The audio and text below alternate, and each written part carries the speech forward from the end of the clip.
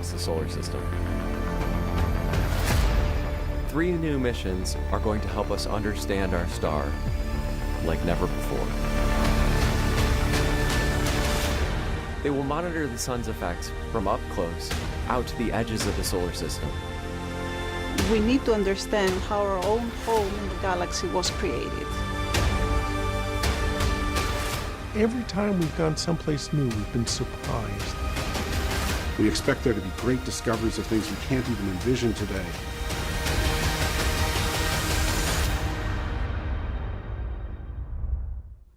Hello, and welcome to NASA's Kennedy Space Center in Florida. I'm Sarah Frazier with NASA's Office of Communications, and you're watching the Science News Conference for IMAP, Carruthers Geocorona Observatory, and NOAA's SWIFO L1. These 3 missions are targeted for launch on a SpaceX Falcon 9 rocket from Kennedy's Launch Complex 39A on Tuesday, September 23rd at 7:32 a.m. Eastern Time. IMAP, short for Interstellar Mapping and Acceleration Probe, is joining NASA's Heliophysics fleet, a group of spacecraft that study the sun and its influence across space. This is an exciting launch in that all 3 missions are connected to heliophysics. The Carruthers Geocorona Observatory will also join NASA's Heliophysics science fleet, and NOAA's space weather follow-on Lagrange 1 will monitor space weather conditions to provide data for NOAA's space weather forecasts and alerts. To share more about the observations these missions will make, we have Joe Westlake, Director, Heliophysics Division, NASA Headquarters, David McComas, IMAP Principal Investigator, Princeton University, Lara Waldrop, Carruthers Geocorona Observatory Principal Investigator, University of Illinois, Urbana-Champaign, Jamie Favors, Director, Space Weather Program, Heliophysics Division, NASA Headquarters, Clinton Wallace, Director, NOAA Space Weather Prediction Center, and Jim Spann, Senior Scientist, NOAA Office of Space Weather Observations. Each will give some opening remarks, and then we'll take your questions. Those in the room here can raise their hands. Those on the phone can get into the question queue by dialing *1. For those of you watching online, we'll also take questions from social media using hashtag #AskNASA. With that, I'll turn it over to Joe. Thank you so much, Sarah. I am just so incredibly excited to be here. You know, not only do we have the joy of being able to launch these amazing scientific missions out into space, but, you know, we at NASA Heliophysics have had just an amazing year this year. Whether it be entering our slang era and pulling the word heliophysics into the dictionary, or, you know, moving to really motivate and propel our space weather endeavors forward. So if I could have the first slide here. If we go ahead and look forward to the multitude of launches that we've had this year, we launched the instrument Lexi on board the Blue Ghost, sat from the lunar surface, taking measurements of the Earth's magnetosphere. Earlier this year, we launched 4 Punch small satellites that are actually going to observe the solar wind all the way as it comes from the sun all the way back to the Earth. Easy rode along on a SpaceX transporter ride to actually look at the auroral electrojets, so the features of our aurora and the various things that are going on in the physical environment in our auroral region. And the 2 twin tracer spacecraft that are out looking at how our magnetic fields connect out into space. And then now we are launching the Interstellar Mapping and Acceleration Probe and the Carruthers Geocorona Observatory. These 2 missions together have such a wonderful confluence of understanding the science, both of space weather and of looking back onto our own Earth and understanding its upper atmosphere, understanding how our atmosphere goes out into space. You know, Carruthers is expected to be the first small sat to operate at L1, this gravitationally stable orbit between Earth and the sun, about 1 million miles away. And it'll be the first satellite to provide a continuous observation of the Earth's exosphere. IMAP is going to look out into the cosmos to understand the bubble, the things that protects our entire solar system from galactic cosmic rays and from the farthest reaches into space. And personally, I had a long history with IMAP. I got to really work on this mission for quite some time. I started as a project scientist for this mission before taking this job here. And I spent so much time with the engineering team, with the scientists, with all the folks, with my colleague here, Dave McComas, and the whole crew as we went along. And it's just so incredibly exciting to be a part of a mission from beginning, from concept, all the way now to launch. And so this next set of missions, if we go to the next video, this is the ultimate cosmic carpool. right? These 3 missions heading out to the Sun-Earth L1 point, riding along together provides immense value for the American taxpayer. These 3 spacecraft missions going together previously would have taken us 3 separate launches. They would have taken 3 separate mission designs. Having them fly together as one provides such an immense value for our American taxpayer. And these partnerships like we've never seen before. I have been just incredibly happy with the work that we have done between NASA and NOAA to effectively create both the research side of space weather, right? Looking at the tip of the spear and thinking about how we propel new space weather activities forward. And then SWIFO, which provides our operational space weather information and alerts as we go down to all the folks here on the ground and all of the different industries that require this information for their daily activities. I'd personally like to thank the principal investigators of our 2 missions that we have up here. You'll hear from them soon, David McComas and Lara Waldrop, who have led these missions as principal investigators. They are our core scientists. And also to all the teams, it takes a real village to bring these missions together. A multitude of institutions have come together to make these missions a success. Let's go ahead to the next slide. This is really a monumental moment for space weather. These 3 missions working together, both separately and together within the rest of the space weather fleet. They provide unprecedented insight into the space weather with real-time observations of the solar wind, and insight into the exosphere, this outer layer of Earth's atmosphere, and the near Sun-Earth environment. The value add for space weather science, research, and operations is huge. Every human on Earth, as well as nearly every system involved in space exploration and human needs and is affected by space weather. Most companies out there, whether they believe it or know it or not, are soon to be a space company. Almost everything that you use, the phones in your pocket to the food that is delivered to your table, had something to do with things that are going on in space. We like to say from the sun to mud and from the sun to interstellar space, which this mission trailer illustrates really perfectly. And in many ways, in the last year, I hope you all have had an opportunity to see space weather hit home. There was a large storm that hit us last May. We call it the Gannon storm. One in May, one in October. We were able to see aurora all the way down to the southern reaches of the United States.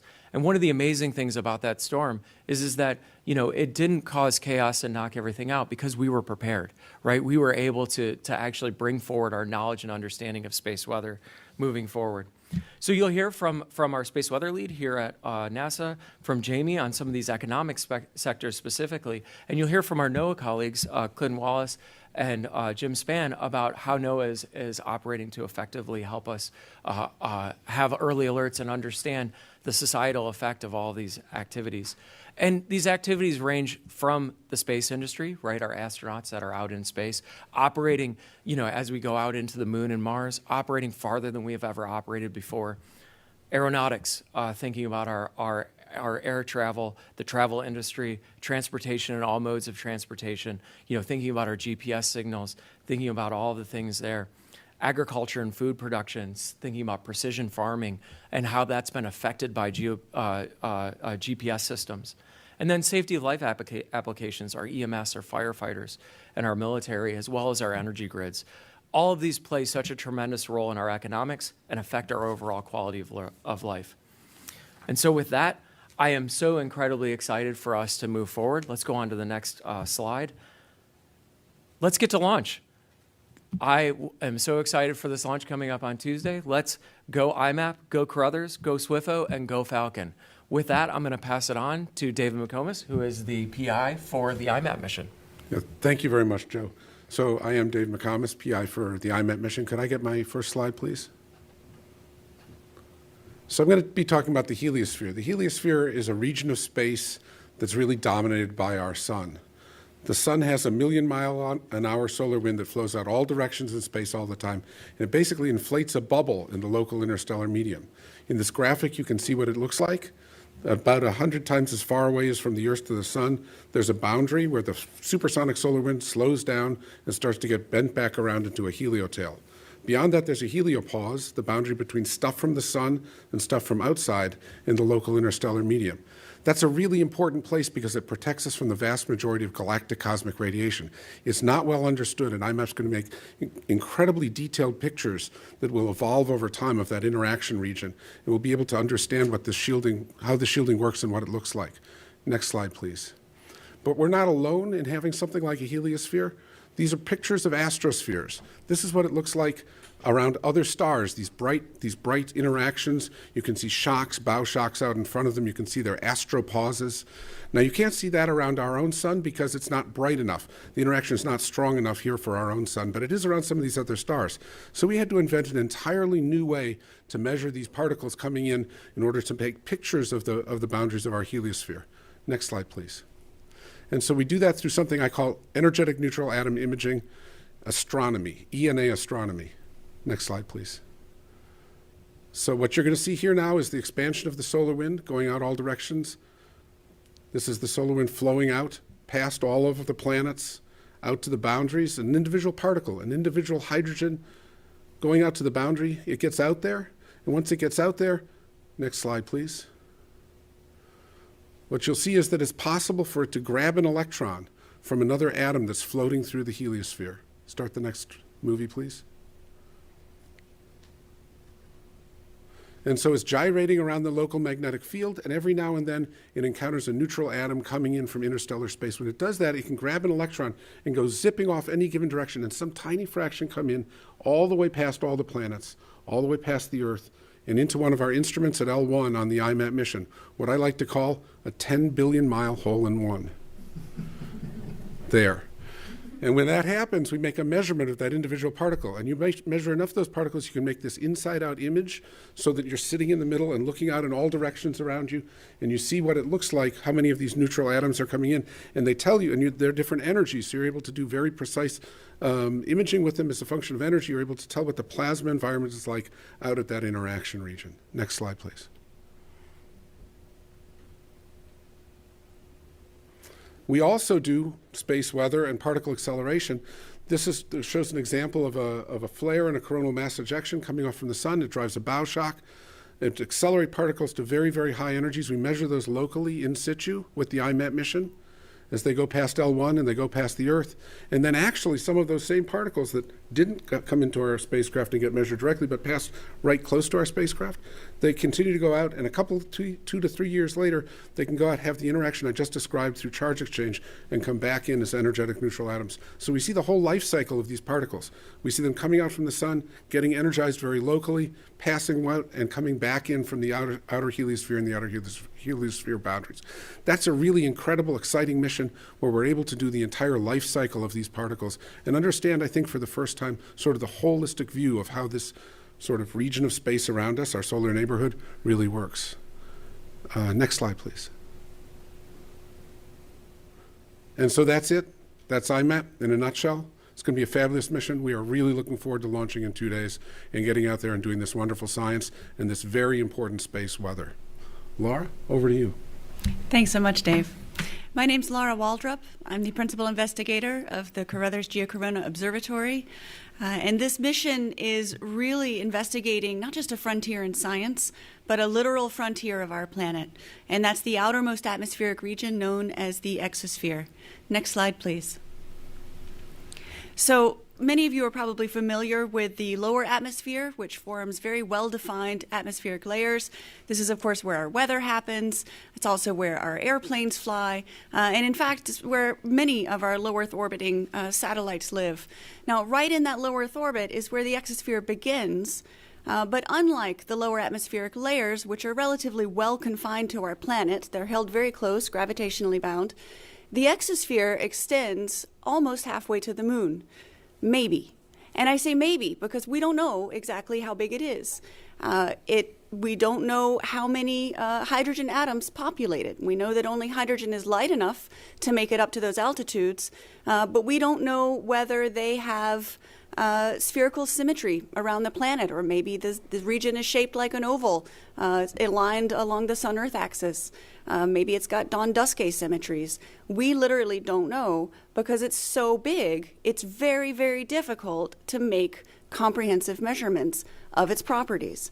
One of the best ways to observe the exosphere is through what's called remote sensing, where you, instead of taking a sensor and trying to directly measure the hydrogen atoms that comprise the exosphere, directly measuring themselves, this region is huge. You would need a gigantic constellation of sensors to do that.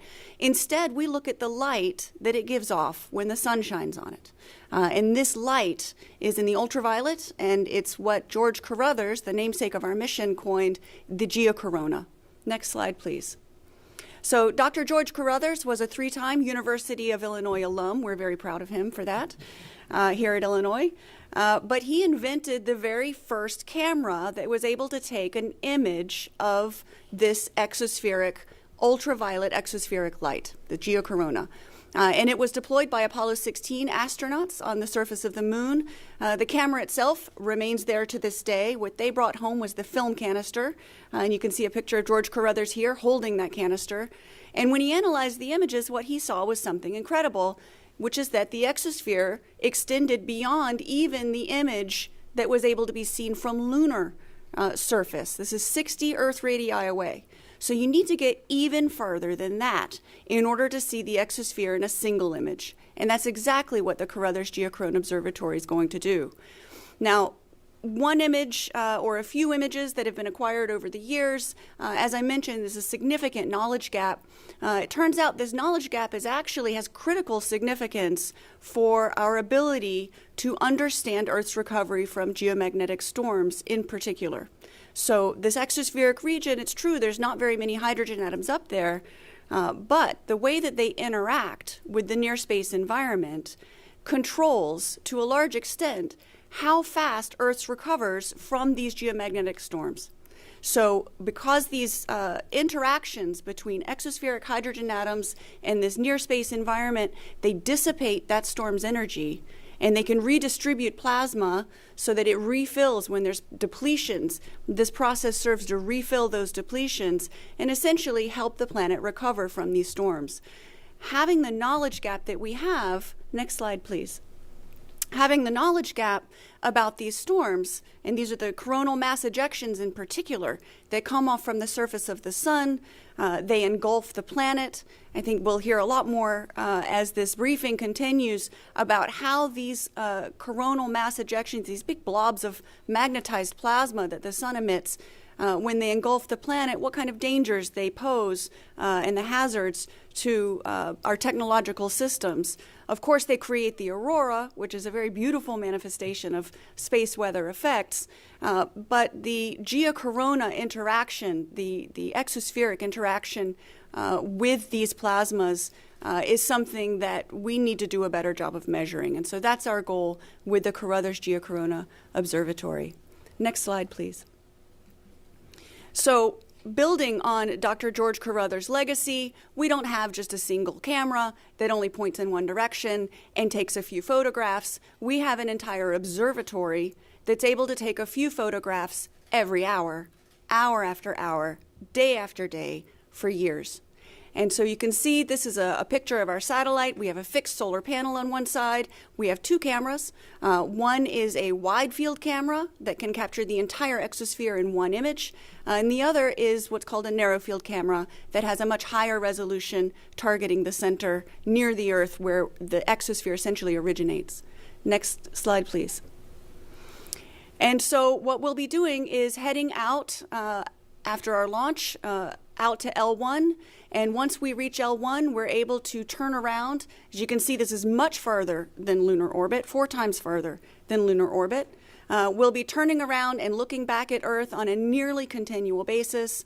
And so with these pictures, we'll be able to see, essentially turn the pictures into movies and watch exactly what happens when a solar storm hits the Earth, how the exosphere evolves over time, and how the Earth recovers from that storm. And with that, we anticipate that we'll be able to advance our space weather forecasting with the new knowledge that we gain, building, again, on Dr. George Carruthers' legacy. We're so excited to do that. Thank you.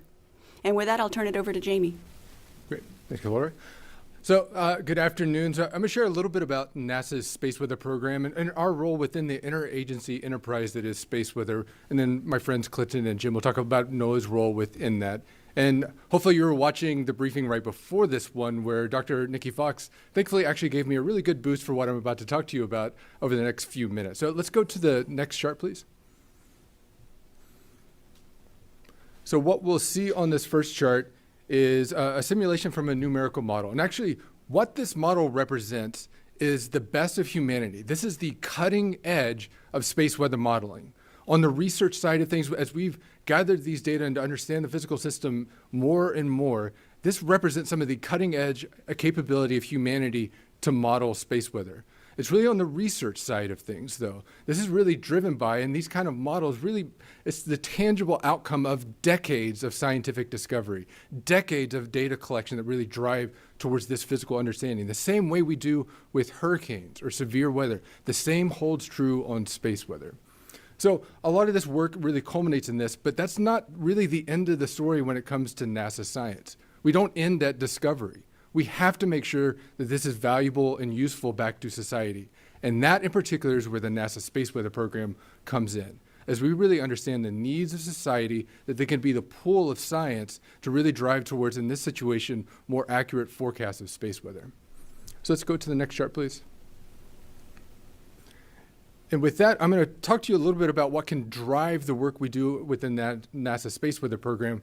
By actually taking a step back to last year, you've heard mention of the May 2024 solar storm. What you see on the chart there are some of the examples of just beyond the beautiful aurora we saw across the planet, we saw real world impact from that storm. What does that mean to NASA science? Well, what it really means to us is that we realize there's a lot we still don't know when it comes to space weather. That has to drive the science we do. By understanding those impacts in a real world situation, we can look like things in the on the top there in the middle. You see evidence of actually some of the commercial aviation tracks had to change based on that solar storm. Actually, the data coming off of IMAP is really going to be revolutionary in some of the models we've built that really feed into the decision making on the aviation side, advancing those models in a research setting, getting ready to translate them over to NOAA to help with the nation and putting out those accurate forecasts. And as Laura was just mentioning, I think really interesting on the Carruthers side, there are things we simply do not know yet about our upper atmosphere that is the frontier, not only scientifically, but our interactions with the sun and its impact on space weather. So it means that our models right now don't contain some of this physical system within them. That means they're not accurately being able to predict these things. It's like if your hurricane model did not include the oceans in it. There's no way we'd be producing accurate forecasts. This is the kind of discovery that can happen with these science missions, us working with the modeling community to drive into that more accurate forecast on the other side. And if we go to the final chart, so though you may have been pretty familiar with that May 2024 storm and a lot of the aurora and some of the impacts here on Earth, really interesting to a NASA perspective, 10 days later, we actually from the same sunspot region saw the largest solar radiation storm we've ever observed at Mars. You see some of the data sets there on the left side are some images from one of the cameras on one of the rovers. If you see the specks in that image, that's actually some of those charged particles hitting the camera sensor. And on the right side is MAVEN, which is a planetary mission orbiting Mars. The data set that you see highlighting in purple there is actually aurora at Mars. All the planets with some magnetosphere features can light up this way with aurora, not just here on Earth. So what do these missions actually mean when we think about Mars? They're going to be really helpful data sets as we go to Moon. They're also going to be pathfinders about being able to use this location in space, this Lagrange point 1, which is kind of our upstream buoy here at Earth. The same thing could be true for Mars. Using that L1 location, we may learn things from Carruthers, SWIFO, and with IMAP that will teach us, hey, these are the measurements we will need at Mars to be able to produce that accurate forecast one day as we send humans on to the next journey. And with that daunting task, I'll hand to my partner at NOAA about how we do forecasting. Yeah, thanks, Jamie. So with SWIFO L1, Space Weather Follow-On at Lagrange 1, it's going to be the world's first dedicated operational space weather satellite. We're going to place a buoy in space 1 million miles from Earth to safeguard our way of life. It's going to spot solar storms within minutes. So we at the Space Weather Prediction Center can help keep the lights on, planes flying, and satellites safe. So if we could have the first video. The first video shows our operations center at the Space Weather Prediction Center. And at the Space Weather Prediction Center, or SWPC, we'll use SWFOL-1 to buy power grid, airline, and satellite operators precious time to act before billion-dollar storms strike. Our power grids can't afford surprise hits. SWFOL-1 will buy power grid operators time to protect grid infrastructure and prevent blackouts. Solar storms can drag down satellites. They can shorten their lives, and it can raise collision risks. SWFOL-1 will allow us to provide the critical information that satellite operators need to protect them. Solar storms can disrupt GPS, affecting farmers planting crops and pilots navigating across the globe, as we saw during the May storm of 2024. SWFOL-1 will help us keep daily life on track. So the satellites that we've relied on at SWPC for decades are aging out. SWFOL-1 is the modern replacement that keeps warnings flowing and is armed with the latest observational technology advancements. After 30 years of exceptional service, SOHO and ACE are far past their design lives. They still work superbly, but they're quickly approaching their mission end. SWFOL-1 is the operational replacement, ensuring that SWPC can continue to deliver reliable warnings within minutes instead of hours, which we've been able to do in the past.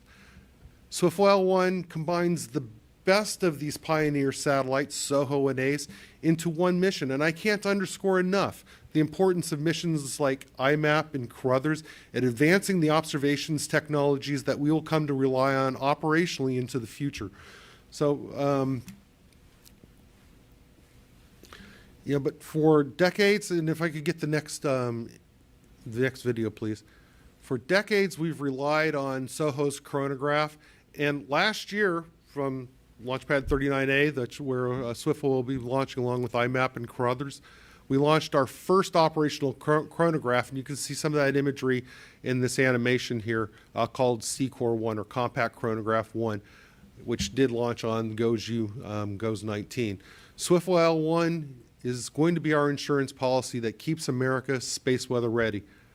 It provides the continuity of observations that are critical to provide the forecasts, watches, and warnings on impending solar storms. Without SWFOL-1, our ability to warn will quickly fade.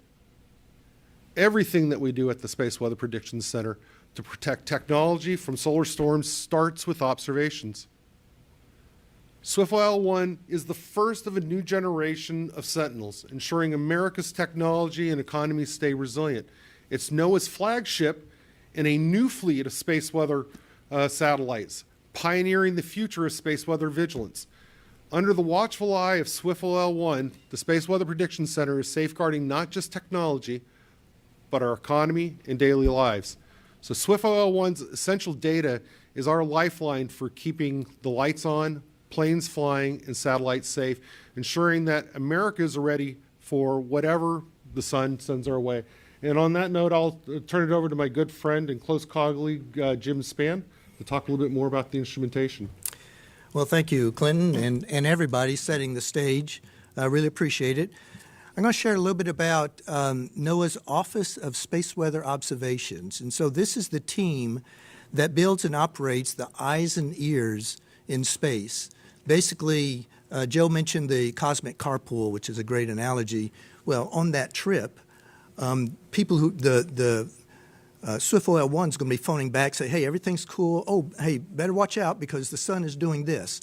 And it's going to be providing that real-time data back to us so that we can generate those warnings and alerts, and at the same time complement all of the great science that's coming from IMAP and Carruthers. So SWO, or the Space Weather Observations Office, develops and sustains satellites that provide these essential data day in and day out for all our nation's space weather services. And I'm going to point out that while this is a NOAA program, it is done with a joint program office between NASA and NOAA.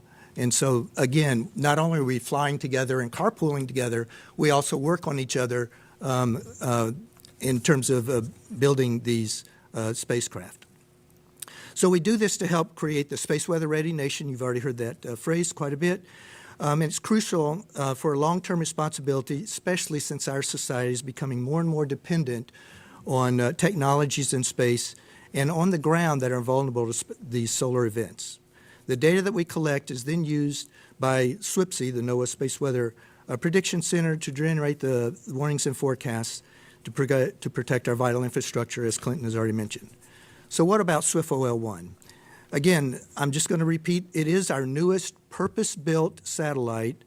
It's a cornerstone of NOAA's strategy to ensure that we have a continuous flow of space weather data. It is going to be going to L1. That is where we are beginning this cornerstone development of a network of space weather observations. It's not going to quit there. We're going to continue ensuring that we have satellites there, but also looking at other aspects of space weather as needed. So SWIFT-OL1 is an early warning system in the sense that it'll be tracking and looking at the sun with the coronagraph to check those CMEs or the coronal mass ejections as they come our way, and then understand what the nature of the solar wind in that CME as it wafts over SWIFT-OL1 at L1. So not only is it a warning system, it also ensures that data continuity. And we've already mentioned the fabulous job that ACE and SOHO and other instruments have provided in really setting the stage, kind of really being the pointy end of the spear of us understanding what is needed to observe. SWIFT-OL1 basically picks that up and says, okay, these are the observations that we understand right now that we need. And so as we develop this continuity of observations, we will have these observations 24/7. And as we learn more, who knows how these observations are going to evolve later on. And we may have a different a fleet of spacecraft at L1 at some point once we understand what is needed for the observations. So on SWIFT-OL1, there are 4 instruments that I want to highlight. And so if we could have the image of the spacecraft. The first we've already mentioned is a compact coronagraph. This essentially takes pictures of the sun's atmosphere, helping us to spot and track coronal mass ejections, which are the large explosions and expulsions of solar material. And those really drive the most impressive space weather impact, which are the geomagnetic storms. The second instrument I'll highlight is the solar wind plasma sensor. This measures the properties of the solar wind, its velocity, its density, and helps us understand better in terms of what the character and the nature of the event that's taking place. The third is a magnetometer. I'm going to tell you, it seems like every spacecraft ought to have a magnetometer. So I'm just putting that plug out there right now. But this one is going to be on a very large boom over 5 meters away so that it can get the pristine magnetic field, which is very, very critical in terms of understanding how effective the space weather event is going to be in terms of generating a geomagnetic storm or other impacts. And then lastly, we'll have a super ion thermal sensor, and this really measures the higher energy particles that can be hazardous to astronaut and spacecraft electronics. So the complement of those 4 instruments, as Clinton has mentioned, kind of combines the best of what ACE and SOHO had and puts it all in one package and will provide us the continuous observations, providing truthful and reliable data for 24/7 for our weather predictions and warnings. And with that, I'm going to turn it back over to Sarah. Great. Thank you, everyone, for those opening remarks. So it's now time to take questions. When you're asking a question, please keep it to one question and tell us who you want to answer that question. So a reminder, if you're on the phone, you can get in the question queue by dialing *1. And if you're watching online, you can submit questions using hashtag #AskNASA. So we'll start with any questions here in the room. So please raise your hand right here in the front row. Hi, Kent Kramer, Space Up Close. Good luck to all of you. It's very exciting. Could ask each one of you a question, actually, but let me start with Professor McComas. I'm from the Princeton area, too. Can you talk a little bit about the instruments? I think you have 10 instruments on there. Can you talk a little bit about a few of them and the measurements they're going to make? Thanks. I could talk for hours about our instruments, but I'll try to keep it short. So we have 10 instruments. There are 2 sets of 3. We measure ions in situ locally at the spacecraft, from low-energy ions, solar wind, up through pickup ions, superthermal ions, and energetic particles. That takes 3 instruments that overlap with each other in energy range. Then we have 3 ENA imagers. Those measure basically the same sets of energies. So we see the particles going out. We measure them in situ. They go out. Some of them come back as energetic neutral atoms. We measure them with the 3 ENA sensors. So that's 6. We have a magnetometer, because everybody should have a magnetometer, I agree.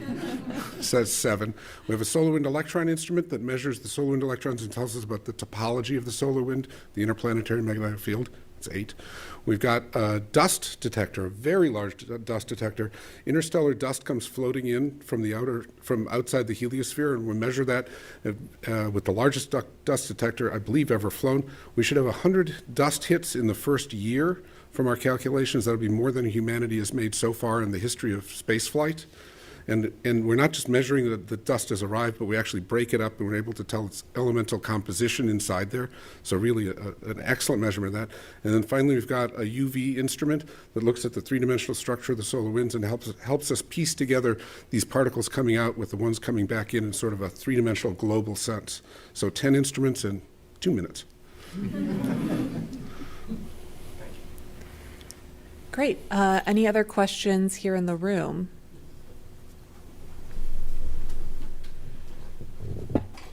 Thank you. Manuel Masanti from Exploración Espacial. David, I understand the mission is going to last 2 years, but it's prepared to be extended 5. What would be the decision to extending the mission? Like, because fuel is going to have fuel because it's prepared for 5. So it's going to be a budget situation. It's going to be a key metric success, performance indicators that you are going to measure. Yeah, so it's typical that NASA missions have a short guaranteed lifetime of a couple of years. We load up the spacecraft with a guaranteed fuel budget of 5 years. In reality, if we get anything close to a nominal launch, we have a lot of extra fuel inside. Most of these missions, including IMAP's, likely to be able to last for many decades to come. The onus is on us to demonstrate that the science is excellent and is necessary. And after the first 2 years, you go into a process called the senior review process, where there are proposals that are made to NASA headquarters, where you show what you've done, and you basically bid lower amounts of money in order to have continuing measurements at an even better price, because you've already worked through all of the problems and issues, and you're just cranking out the science and doing the good work. And so you can do that often through many of those cycles and hopefully last a very, very long time. We're excited that we'll be able, I hope, to do that, but also that those continuing measurements will be important with our partners for the space weather side. There are missions that have been in space a long time, like ACE. I'm a PI for one of the ACE instruments. I think that was 98. More or less. So, some of these last a very long time. They do great science for a long time. They do great space weather for a long time. We hope to be part of that fleet. All right, next we have a question on the phone. Jeff Faust with Space News. Good afternoon. We heard from the briefing earlier today about how these missions will help support the upcoming Artemis missions and ensure that the astronauts on them are safe. I wonder if you could describe any details about how the measurements that will come from IMAP, Carruthers, and SWIFL L1 will be able to support that in ways that perhaps are not possible with existing missions. Thank you. I'd be happy to take that one. Yeah, Jeff, so when we think about how these missions support Artemis and other missions, one of the key ways that we do that from NASA's perspective, and I'll let my colleagues over at NOAA speak a little bit as well in that regard, is we think about our Moon to Mars office. Our Moon to Mars office takes this data and information and delivers really actionable information that helps us to inform our astronauts out in space and allows us to make good decisions. That information comes forward, from our aging fleet today, but these really provide new and updated measurements and new and updated information to give us better information to allow us to make better decisions moving forward. Yeah, and just to add a little bit to Joe's comments there, as I said, everything that we do at the Space Weather Prediction Center starts with observations. These observations from Swiftwell 1 from IMAP, which we'll be using also for redundancy. They're just really critical in our ability to provide NASA with the actionable information that they need and the products and the models and such. We work very, very closely together on a daily basis. Operationally, our forecasters are talking with the Space Radiation Analysis Group, with the Moon to Mars office. It's a very tight, close collaboration. I know that Jim and myself and Jamie and Joe, we're working every week together closely to ensure the success of the Artemis missions. In fact, we had a joint exercise this last spring where we tested out and exercised concepts that we will use during the Artemis 2 and the future Artemis missions together. It was a tremendous, tremendous success. So I'll just make one quick comment on that is one of the things that Swiftwell L1 will provide is a much better cadence of observations on a continuous basis. And so that will provide a much more reliable picture of what the environment is. And so that will definitely help protect our astronauts as we get a very regular cadence of information that's reliable that we can use. And we just know it's going to be coming all the time. And we did not have that necessarily with the science-based missions.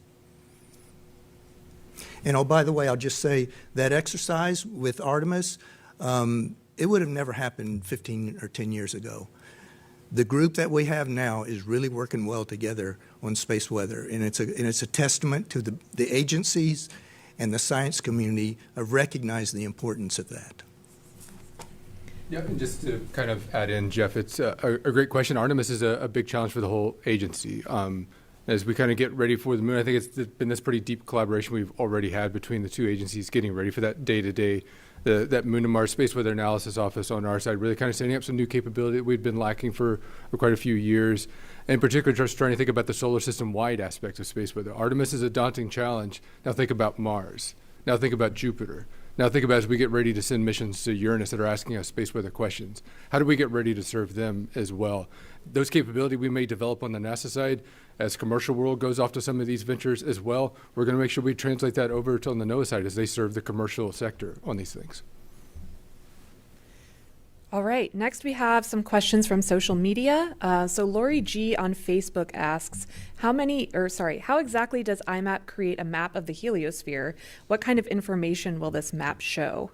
And Joe, I think you had something for this. Yeah, let me hit one thought on that and then pass it over to Dave. One of the amazing things we talked a little bit about this sort of galactic hole-in-one of these particles. The amazing thing is that there are so many of these particles out in space. The sun is constantly sending solar wind, vast amounts of solar wind out into space, into the larger arena. So we get many of these particles, and we've actually taken these measurements previously at a cursory glance from the IBEX mission. So we know how many of these things are going to come forward for us, and we're able to, from that early prediction and from that early understanding, size our instrumentation so that we can get the most detailed maps ever.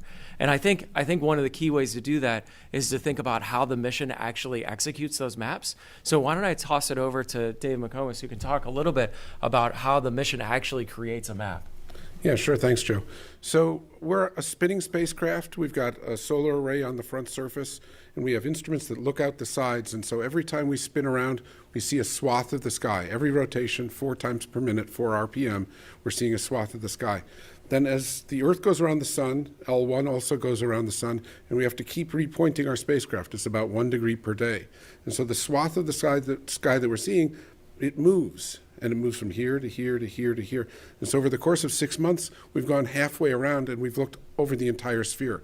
So we're sitting in the middle, we're taking the swaths of the sky, we're repointing the spacecraft, and twice a year we get a complete map of the heliosphere of these neutral particles coming in. All right, our next question is from Mike on X, and he asks, why do these missions need to go to L1? So maybe we'll start with Lara, and then someone from each mission can answer this. Sure, I'm happy to answer. Carruthers is a mission of opportunity, and that's really the opportunity we took advantage of, was to get to the ideal point in space for exospheric remote sensing, and that is the L1 Lagrange point. So In our case, we wanted to be far enough away from Earth, as I mentioned earlier, in order to get the entire vast upper atmosphere, this exosphere region, in a single image frame. And even though we have a very wide field camera, it still requires us, the viewing geometry requires that we achieve that distance. But another point, why L1 and not some other distance equally far, is that this point in space is the gravitational equilibrium where Earth pulls just as much as the sun pulls. And so what that means is that it doesn't take a lot of propulsion to stay near that point. And so it makes small satellite missions like Carruthers, for example, much more feasible. We're able to maintain a position there and take pictures for years with a very reasonably sized propulsion tank. I'm sure there's other reasons for the other missions as well. Yeah, so that was one of the reasons for IMAP wanting to go to L1. But another one was from the IBEX mission that Joe mentioned. We learned that some of the biggest backgrounds we have for these very delicate measurements were coming from the Earth itself. Being inside the Earth's magnetosphere, there are a lot of particles that provide backgrounds that it makes it hard for us to determine the very rare particles that come back from these energetic neutral atoms. And so by getting out of the Earth's magnetosphere far upstream to L1, it's a much quieter environment. We'll be able to push down much higher sensitivity and push the noise floor down to where we can make much, much better maps.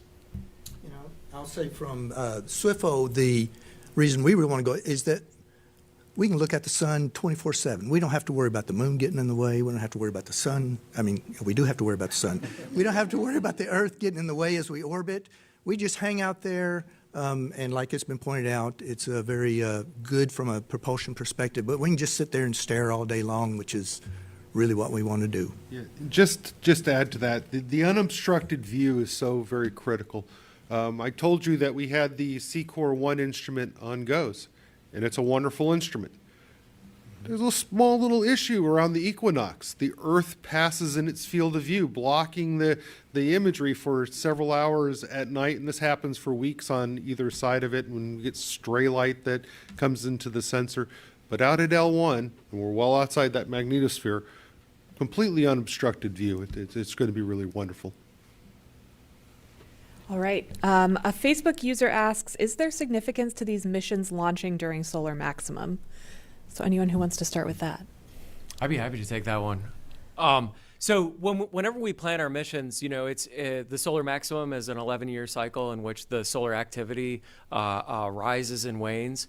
As the magnetic fields of the sun get sort of wound up, right? It's a very large rotating ball of gas. And as it goes, you see more and more sunspots, you see more and more activity. And especially in the declining phase, which is where we're at today, the declining phase of the solar cycle is one of the most active times. It is not by pure coincidence that we are putting these missions up within solar maximum, but it is one of those wonderful coincidences in which putting the missions up allow us to see so much of this activity. Whether it be in solar maximum or in solar minimum, some of the key scientific measurements that we're going to be able to produce from these produce information that we really desperately need here on Earth. And in many ways, finding that whether it be the most powerful storm that we've seen in years and years, or it's finding the steady state of the sun and figuring out how it affects our everyday lives. Both of those are important to us, and they're both things that we will see as these missions move forward. I guess I just add that one of the amazing things in heliophysics or space physics is seeing the sun change over the solar cycle and seeing how the particles coming out from the sun change over the solar cycle, and then seeing how the outer heliosphere and these neutral atoms coming back change over the solar cycle. It's a really dynamic environment on a short time scale, but it's also a really variable environment over a longer solar cycle time scale. It's really interesting scientifically, and it's very important for us pragmatically too. All right. Are there any more questions here in the room? Oh, we got one in the back there. Hi, Joel Achenbach, freelance. Just to follow up, Dr. McComas, explain, if you could, just a little more about how do you get information out of these energetic neutral particles when they hit the instrument, the spacecraft? You're making this map, and I apologize, I just don't intuitively grasp it. It's looking at the whole universe over time, but how can you get information about where did it come from? Like how far away is the heliopause, and what is it telling you? Great questions. And let me just say, it took us a long time to figure this out, too. It wasn't easy and obvious to us either. So because we measure the energies of these particles coming back in, it's a little bit like having multispectral pictures. It's not just regular light, but there's ultraviolet and X-rays. You see different energies of these particles, and you're able to tell the energy spectrum at a distance. And so you're looking on, you say, in that direction right there, there are particles that have a variable shape of their energies. And in that one there, it's a different shape. And in that one there, it's a different shape. And so you start to get to understand what the plasma physics is like in the different directions. And then you watch time variations. You see that when the solar wind output increases by 40%, as it did in 2014, second half of 2014, you see a couple years later that these energetic neutral atoms start to come back first from a place south of the nose, south of the upstream direction. And then that spreads out over time, and it spreads out in latitude and longitude. And you're able to sort of sound the distance. It's like you've sent waves out that have bounced off something and they've come back. And so there's a whole process whereby you take these multi-energy measurements and the timing, and you're able to piece together the sorts of things like distance and thickness and things like that. But it's not easy. Can I add on to that one? I just want to add on that one of the great things that NASA science does is build upon these decades of information that we put forward, whether it be, building upon the measurements that George Carruthers made from the surface of the moon, or building upon the discoveries that we had from IVEX before. That wealth and font of scientific information that we've built over the years has created the ability for our technological society to thrive today. That science really drives home our ability for all of our, all of the things that we hold dear, all of the things that we use on a regular basis to really thrive. So we continue to build on that, and I think with these missions we are going to really push it into the future. All right, going back to our social media questions, Amitesh on X asks, will these missions also contribute to protecting satellites and communication systems on Earth? Oh, absolutely. Absolutely. Right now we have data that we collect and use to generate these forecasts, and this would just be a continuity of that. But at an elevated level. We've already talked about that we're going to be getting the data more frequently and more consistently, and it'll allow us to improve these models that are used for forecasting, taking advantage, as I've already mentioned here, all of the advancements in understanding of space weather. And so, that's kind of where our two agencies really, really play well together, where NASA is out there really trying to understand, and then NOAA taking the data that really impacts our ability to properly predict and forecast the environment from those advancements of knowledge. And so it evolves together, not only our understanding, but also our ability to provide the services that are needed for the commercial sector. In the satellites, it's going to impact the Artemis program as well. And then the ground systems that we've also talked about that are impacted by space weather. Maybe I'll add just a little bit more, because there's something interesting with IMAP that's really caused NASA Heliophysics to think a little bit about some of our future science missions as well, is that we've really identified there's a subset of these data that are going to be really critical to forecasting. And typically when we launch one of our NASA science missions, feeding into that scientific engine within the United States, it takes a bit of a process, weeks, sometimes months, to really kind of curate those data and get them ready for the scientific community to be able to use. Well, if you're Clinton and in charge of forecasting, months is not good enough. So how do we make sure that we get certain data sets, once we identify them, that are useful in our science missions, into the hands of the forecasters as quickly as we can? So IMAP will be doing a little bit of that, but I think there's probably something to learn for a lot of the future heliophysics missions to figure out which one of those data sets are really critical to forecasting. How do we get them down there quicker into the hands of the forecasters who have to put out that public forecast day in, day out? All right. I think we have time for one more question in the room. So are there any questions? All right, here in the front.